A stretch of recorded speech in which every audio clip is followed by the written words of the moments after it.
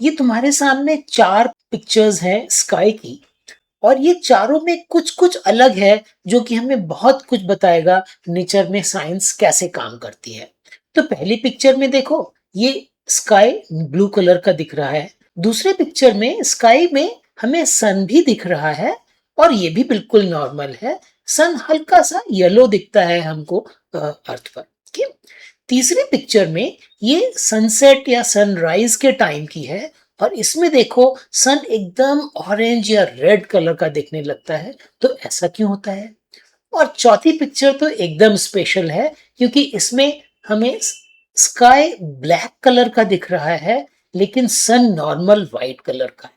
ये picture actually space में से ली गई है। एक सैटेलाइट जो कि अर्थ से 400 किलोमीटर से भी ज्यादा दूरी पर है, उसने जब ये सन की पिक्चर ली है और नीचे अर्थ भी दिख रही है तो उसमें स्काई ब्लैक कलर का दिख रहा है। तो ऐसा क्यों होता है? तो इन सारी पिक्चर्स में बहुत सारी साइंस छुपी है और इन सारे क्वेश्चंस का जवाब हम जानेंगे केवल एक एक्सपेरिमेंट को करके जिसका नाम है टिंडल इफेक्ट।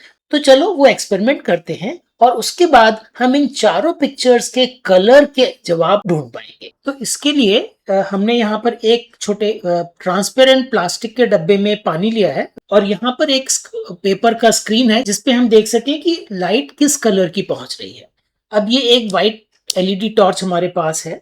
अगर मैं इस एलईडी टॉर्च को पानी के साइड से रखकर लाइट डालूं, देन यू कैन सी कि यहाँ पर पेपर पे वाइट लाइट एकदम क्लियर पहुंच रही है।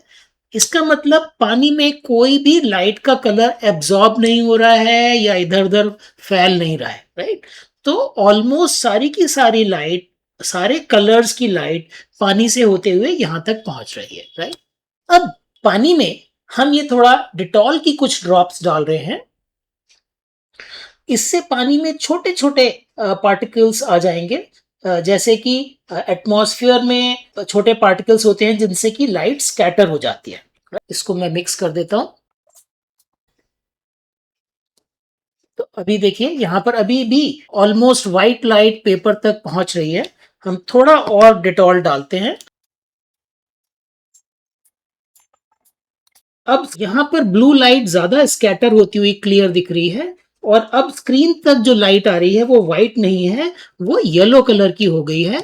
इस चीज को तुम इस डायग्राम से भी समझ सकते हो कि सन से लाइट आ रही है, अर्थ के एटमॉस्फेयर में घुसने पर ब्लू लाइट स्कैटर हो गई, तो तक जो लाइट पहुंच रही है वो थोड़ी येलो होती है। मॉर्निंग और इवनिंग में हमें सन ज्यादा येलो, ऑरेंज या रेड दिखाई देता है क्योंकि ज्यादा एटमॉस्फेयर की दूरी से उसको लाइट को आना पड़ता है। तो जो लाइट सन की हम तक पहुंचती है वो फिर ज्यादा रेड या ऑरेंज हो जाती है। इसलिए सनराइज या सनसेट के टाइम पर सन रेड या ऑरेंज दिखाई देता है।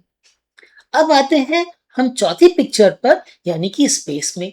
अब क्योंकि स्पेस में एटमॉस्फेयर नहीं है, वहां कोई डस्ट पार्टिकल या और कोई पार्टिकल नहीं है, तो सनलाइट बिल्कुल स्कैटर नहीं होती। इसलिए आसमान में हमें सन तो दिखाई दे रहा है लेकिन वहां पर लाइट स्कैटर नहीं हो रही, इसलिए स्काई हमको ब्लैक कलर का दिखाई देता है। तो है ना ये सारी मजेदार इंफॉर्मेशन।